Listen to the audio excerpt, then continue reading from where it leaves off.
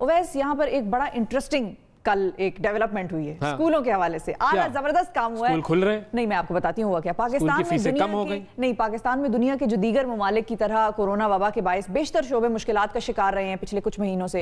Private schools کی فیسوں کا معاملہ بھی والدین کے لیے ایک مسئلہ بنا ہوا ہے، کیونکہ حکومت کی جانب سے فیسوں میں مالی مشکلات کے پیش نظر 20% کمی کا حکم نامہ جاری کیا گیا، جسے کہ پرائیویٹ سکولز مالکان جو ہیں ان کی تنظیموں نے عدالتوں میں چیلنج کر رکھا ہے۔ اچھا، اب ان سارے حالات میں جہاں اتنی مشکلات ہیں، ان حالات میں لاہور کے ایک پرائیویٹ سکول مالک نے اپریل سے ستمبر تک کی جو مکمل فیس ہے وہ معاف کر دی ہے، ڈیفر نہیں کی۔ ایک منٹ دیکھیں، بات سنیں، سچ بولنا چاہیے ہمیں اپنے پروگرام میں۔ میں سچ بول رہی ہوں، اپریل سے ستمبر تک لاہور کے ایک پرائیویٹ سکول کے مالک نے تمام بچوں کی فیسیں معاف کر دی ہیں، آگے ڈیفر بھی نہیں کی ہیں، کم بھی نہیں کی ہیں، معاف ہی کر دی ہیں، جو کہ 40 لاکھ روپے سے زائد کی رقم بنتی ہے۔ 40 لاکھ روپے معاف کر دیے جی، ایک پاکستانی بندے نے، ہاں جی، جو سکول اونر تھا، تمام والدین کے، بالکل وہ معاف کر دیے انہوں نے۔ اور مالک جو ہیں وہ کیوں معاف کی، ایسا خیال انہیں کیسے آیا، مطلب کیا ان کو پروفٹ نہیں کمانا؟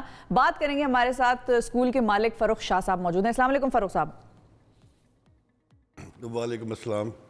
فروخ شاہ صاحب، یہ کس طرح کی باتیں ہو رہی ہیں؟ مطلب آپ نے فیسیں معاف کر دی، کوئی ایسی خبر سناتے ہوئے بندہ رکتا بھی ہے کہ ہارٹ اٹیک نہ ہو جائے سن کر، یہ کیا ہے؟ یہ فیسیں آپ نے معاف کر دی، آپ کیا بزنس نہیں کرنا چاہتے؟ بات یہ جی کہ اگر تو اللہ کے پاس جانا ہے تو پھر جو اب میں تو اتنی بات کہتا ہوں کہ جب ہم آئے تھے دنیا میں خالی ہاتھ آئے تھے اور ہمارے تن پہ بھی کوئی کپڑا نہیں تھا، تو پھر بڑے خوش قسمت ہیں، اگر قبر مل گئی تو واپسی پہ ساتھ تو کفن لے کے جائیں گے۔ تو باقی یہ جو مال و دولت ہے یہ کہاں جائے گی، یہ کس کے پاس رہے گی، اس کو کون کھائے گا، یہ برباد ہوگی، اس کا کیا ہوگا؟ اور ساری باتیں چھوڑیں، اس سے ہٹ کے میں غرض کرنا چاہتا ہوں، الحمدللہ ہم مسلمان ہیں، جس طرح ہم باقی فریضے ادا کرتے ہیں، حج بھی کرتے ہیں، عمرہ بھی کرتے ہیں، زکوٰۃ بھی کرتے ہیں، اسی طرح حقوق العباد بھی ہے۔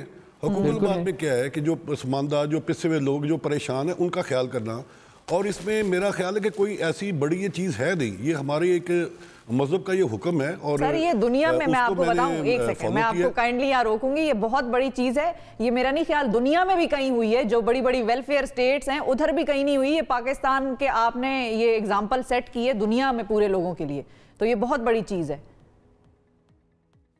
آپ یقین کیجئے، میں اپنے خدا کو حاضر ناظر جان کے یہ بات کہنا چاہتا ہوں کہ مجھے ابھی تک سمجھ یہ نہیں آ رہی کہ میں نے کون سا ایسا کام کیا ہے۔ یہ ایک انسانیت کے ناطے میں دکھ میں ہوں، میرے بچے تکلیف میں ہیں، میرے بچے دکھ میں ہیں، اور اس وقت اگر کوئی میرا ساتھ دے سکتا اور میرا ساتھ نہ دے تو میں کون ہوتا ہوں؟ کیا رب کی ذات اس کو معاف کرے گی؟ ہمیں اس وقت ساری چیزوں کو بھول کے جو ہم پہ یہ مصیبت پڑی ہوئی ہے، پتہ نہیں اس وقت کتنے لوگوں نے بچنا ہے، کنوں نے نہیں بچنا، خدا کو سامنے رکھیں، حاضر ناظر اپنے اللہ تعالیٰ کے ہوں، اور وہاں پہ یہ اپنا جو کنٹریبیوشن ہے اس کو آپ ڈالیں۔ اس میں تو کوئی ایسی چیز نہیں ہے، اس میں نا لوگ یہ بھی سوچ رہے ہوں گے کہ جب آپ فیس نہیں لیں گے تو آپ کے ایکسپینسز کیسے پورے ہوں گے؟ ٹیچرز کی سیلریز ہیں، جو اسکول کے دوسرے ایکسپینسز ہوتے ہیں، ظاہر اسکول بند ہونے کے بعد بھی کچھ ایکسپینسز تو ہوتے ہی ہیں، وہ پھر کیسے پورے کریں گے؟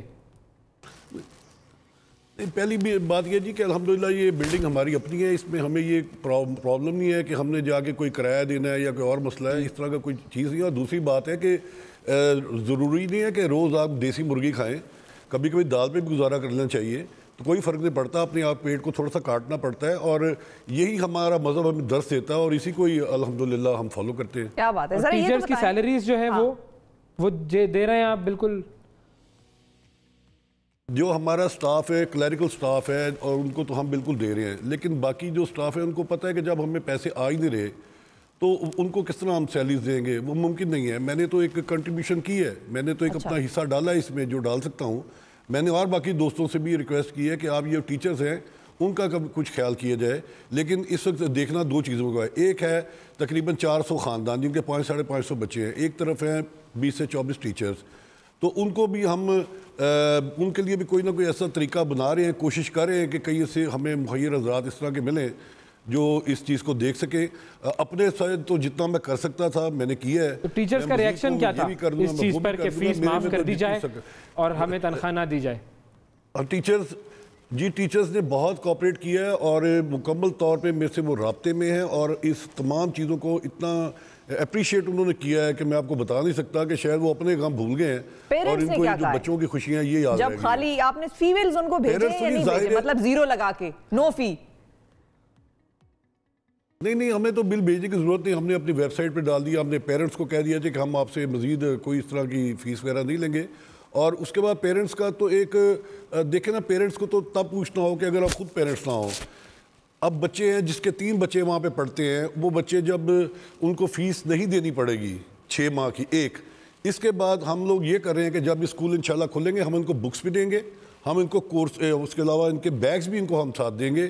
یہ پورے انشاءاللہ تعالیٰ جب اسکول میں آئیں گے تو ویسے کب کھلنے چاہیے آپ کے خیال میں؟